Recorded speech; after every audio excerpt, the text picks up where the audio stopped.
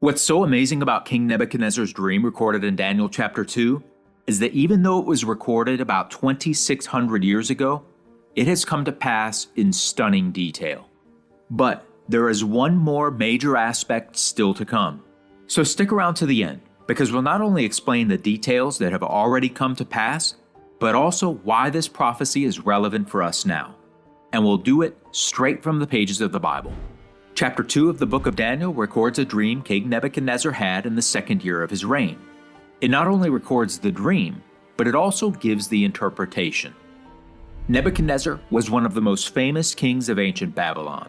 Around 603 BC, he had a troubling dream that he wanted to be interpreted by his counselors, who included his magicians, astrologers, and sorcerers.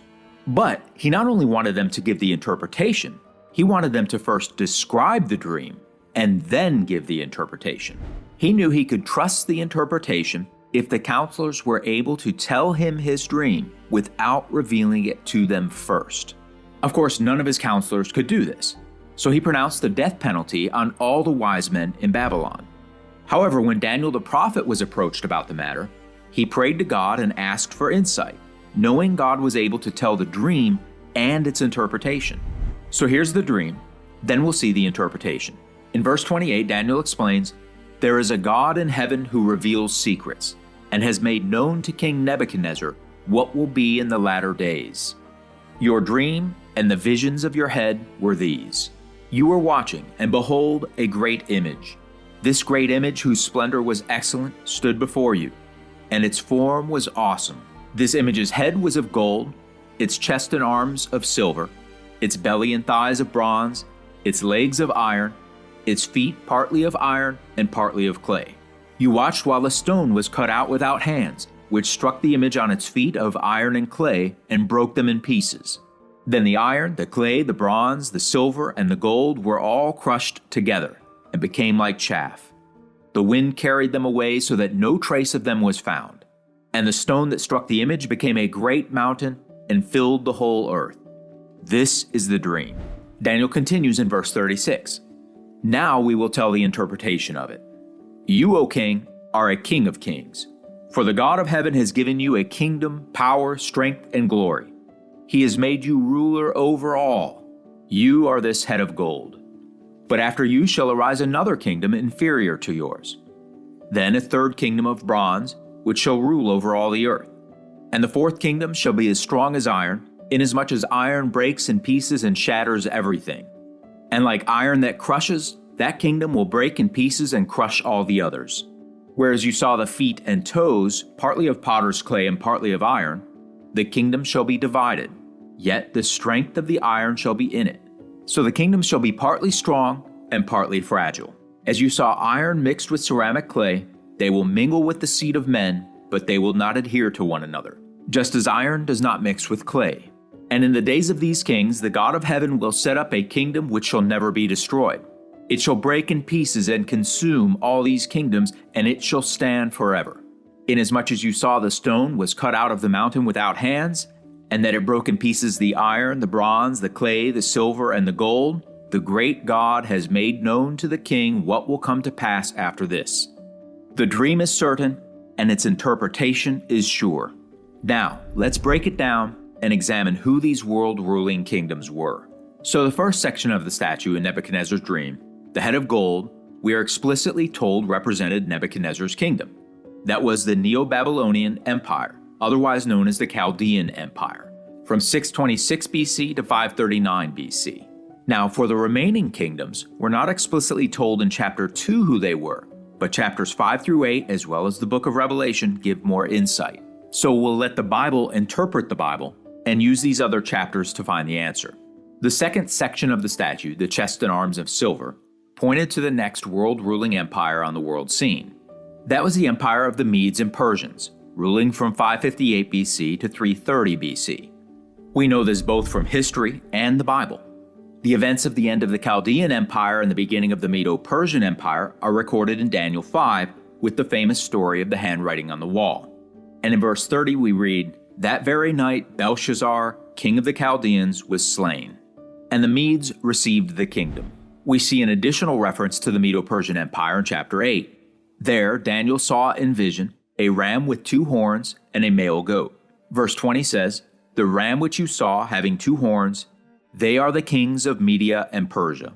It was during these first 2 empires that Daniel recorded the visions and prophecies. He served under both the Chaldean and Medo-Persian empires and compiled this book in the mid-6th century BC. But after his death, the fulfillment of these prophecies continued. Now the third section of the statue was the belly and thighs of bronze, representing the next major empire. This was the Greco-Macedonian Empire from 333 BC to 31 BC. Of course, we know this from history, but the Bible also declared it by name in the vision of the ram and the goat, explaining the male goat is the kingdom of Greece. Verses 7 and 8 describe the transfer of power from the Medo-Persian Empire to the Greco-Macedonian Empire, saying, "There was no power in the ram to withstand him, but he cast him down to the ground and trampled him, and there was no one who could deliver the ram from his hand." In other words, the Greco-Macedonian Empire would defeat and overtake the Medo-Persian Empire. That is exactly what happened. The vision of the ram and goat, as well as what is revealed in Daniel chapter 7, give far more incredible details regarding what took place and what would happen to the Greco-Macedonian Empire, all of which were recorded hundreds of years before it ever happened. If you'd like us to make a video explaining these details, let us know in the comments. The fourth section of the statue in Daniel 2 was the legs of iron. Of course, this represented the kingdom that would rise up and put down the Greco-Macedonian Empire. This was the Roman Empire. The fourth beast of Daniel's vision recorded in chapter 7 describes this empire as dreadful and terrible and exceedingly strong. It had huge iron teeth. There are a couple of additional points to understand about this kingdom that we'll highlight here, but additional videos are needed for a more in-depth explanation. In the meantime, you can order our short book on the Beast of Revelation, which contains a detailed chart explaining all of this information. Just click the link right here, and as always, it's completely free. Now the first point is that the Roman Empire would rule from 31 BC until it fell in 476 AD. Its fall is described in Revelation 13 verse 3 as the deadly wound, but it goes on to say his deadly wound was healed, which brings us to the second point. After the initial empire weakened and came to its end, there would be 10 additional revivals or kings represented by the 10 horns of Daniel 7. And third, of these 10 revivals, 7 of them would come after the emergence of a religious blasphemous system that would rise out of the Roman Empire.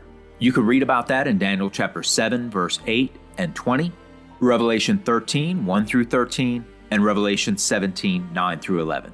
Justinian's restoration in 554 AD was the first of the 7 horns, while the most recent proclaimed revival was under the Hitler-Mussolini regime. This made the 6th of the 7 final horns. The last one is still to come, which brings us back to the statue of Daniel 2.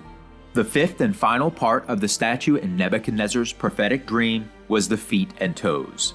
These represent the yet future, final revival of the Roman Empire, depicted in Daniel 2 as the 10 toes, and in Revelation 17 verse 12 as 10 horns. There will be 10 kings or rulers who will give their power over to this dominating final revival, also known as the beast. Revelation 17 verse 12. The 10 horns which you saw are 10 kings who have received no kingdom as yet, but they receive authority for 1 hour as kings with the beast. These are of one mind, and they give their power and authority to the beast. We then see that these 10 kings, along with the beast, will make war with the Lamb, and the Lamb will overcome them. They will literally fight Jesus Christ himself at the end of the age. This then brings us to the stone cut out without hands. This stone that struck the image and became a great mountain and filled the whole earth represents the kingdom of God. And we see that in the days of these kings, the God of heaven will set up a kingdom which shall never be destroyed. Daniel then concluded with this statement to King Nebuchadnezzar. The great God has made known to the king what will come to pass after this. The dream is certain, and its interpretation is sure. To learn more about the events leading up to Christ's return, just click here to watch Revelation's End of the World Timeline explained. And if you're new to this channel, we make these videos to explain Bible topics in an easy-to-understand way. We believe the Bible is the foundation of truth and everyone can benefit from it. So give us a like and subscribe to our channel for more inspiring content on different Bible topics.